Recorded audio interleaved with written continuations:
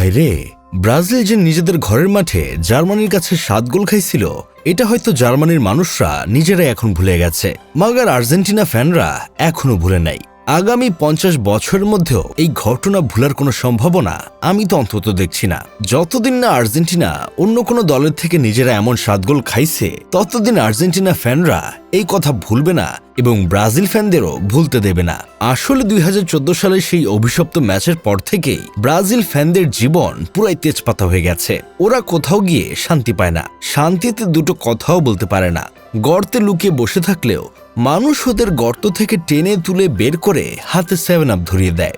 বিষয়টা এখন এমন একটা পর্যায়ে গিয়ে ঠেকেছে যে কোনো ব্রাজিল ফ্যান যদি দেশের রাজনীতি নিয়ে, যেমন শেখ হাসিনাকে নিয়ে কথা বলে, তখন অন্যজন সাথে সাথে টিপ্পনি কেটে বলে তোরা তো 7 গোল খাইছিস। আবার তারা যদি তারেক রহমানকে নিয়ে কোনো কথা বা সমালোচনা করতে যায়, তখন পাশে থাকা অন্যজন মুখ বাঁকিয়ে বলে তোরা তো 7 গোল খাইছিস। দেশের বাজারে কেন নিত্য প্রয়োজনীয় গ্যাসের দাম বেড়েছে, সয়াবিন বা ডিজেল তেলের দাম কেন বেড়েছে, সাধারণ মানুষের বিদ্যুতের ইউনিট প্রতি দাম কেন বেড়েছে, দেশের এই সমস্ত গুরুত্বপূর্ণ ও যৌক্তিক বিষয় নিয়ে যদি কখনো কোনো ব্রাজিল ফ্যানরা কথা বলতে আসে, তাও তাদের রেহাই নেই। তাদের শুনতে হয় সেই চিরচেনা খোঁচা, তোরা তো 7 গোল খাইছিস। মোট কথা, যে কোনো বিষয় হোক না কেন, ব্রাজিল ফ্যানদের সাথে তর্কে কোনোভাবে না পারলেই হলো। তোরা তো 7 গোল খাইছিস নামক এই পারমাণবিক বোমাটা মেরে দিলেই প্রতিপক্ষ ঠান্ডা। সত্যি কথা বলতে, এই পৃথিবীতে বর্তমানে সবচেয়ে অভাগা ফ্যান হলো ব্রাজিল ফ্যান। ওরা যেদিকেই তাকায় সেদিকেই যেন নদীর জল শুকিয়ে যায়। এই যেমন কয়েকদিন আগে আসন্ন বিশ্বকাপ ফুটবলকে সামনে রেখে চুয়াডাঙ্গায় ব্রাজিল সমর্থকদের একটা বিশাল মোটরসাইকেল র্যালি অনুষ্ঠিত হয়েছে। এদিকে সেই র্যালিকে ঘিরে হঠাৎ করে অভিযান চালিয়েছে পুলিশ। এ সময় লাইসেন্স বা বিভিন্ন অভিযোগে ব্রাজিল সমর্থকদের মোট 85,000 টাকা জরিমানা করা হয়েছে। চিন্তা করেন ভাই একবার এদের অবস্থাটা। নিজের প্রিয় দলকে একটু উৎসাহ দেওয়ার জন্য, ভালোবাসা দেখানোর জন্য একটু মোটরসাইকেল দিয়ে শোডাউন দিবে, তাতেও সমস্যা। পুলিশ এসে হাজির হয় আর সাথে সাথে গাড়ির নামে মামলা করে দেয়। শুধু তাই না, এক ভিডিওতে দেখি ব্রাজিল ফ্যানদের র্যালিতে গিয়ে আর্জেন্টিনার এক ফ্যান 7 আপ উপহার দিচ্ছে। আর সবচেয়ে অবাক করা বিষয় হলো, সেই 7 আপ খুশি মনে হাত বাড়িয়ে নিচ্ছে ব্রাজিল ফ্যানরা। আপনারা কম বেশি সবাই জানেন, আমার বন্ধু কেরামত কিন্তু একজন কট্টর ব্রাজিল সাপোর্টার।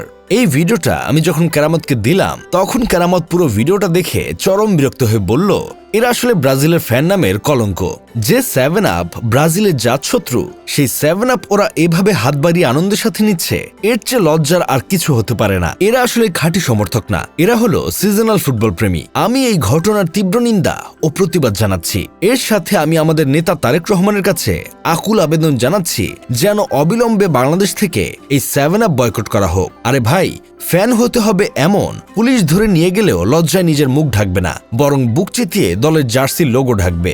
অবশ্য আমার বন্ধু কেরামত ঠিক কথাই বলেছে, যারা প্রকৃত ফুটবল প্রেমী তারা নিজের ব্যক্তিগত ইজ্জতের কথা চিন্তা না করে সবসময় আগে দলের সম্মানের কথা চিন্তা করে। এই যেমন কিছুদিন আগে বগুড়া থেকে যখন ডাকাত দলের সদস্যদের পুলিশ হাতে নাতে আটক করে নিয়ে যাচ্ছিল, তখন টিভির ক্যামেরার সামনে একজন ডাকাত নিজের অপরাধের জন্য মুখ না ঢেকে দলের সম্মানের কথা ভেবে নিজের গায়ে থাকা জার্সির লোগো হাত দিয়ে ঢেকে রেখেছিলেন। এটাই হলো সেরা ভক্তের আসল লক্ষণ। নিজের ব্যক্তিগত সম্মান ধুলোয় যাক, তবুও প্রিয় দলের সম্মান সে এভাবে যেতে দিবে না।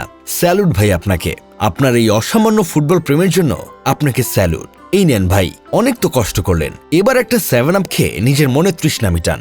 যাই হোক, শেষমেশ আমি গোলাম হোসেন একটা কাজের কথা কই, বিশ্বকাপ তো চলেই এলো, তা এই বিশ্বকাপে আপনি কোন দল সাপোর্ট করছেন কমেন্টে আমাদের জানান। 7 আপ কি বাংলাদেশ থেকে বয়কট করা উচিত নাকি উচিত না, সেটা জানাতেও ভুলবেন না।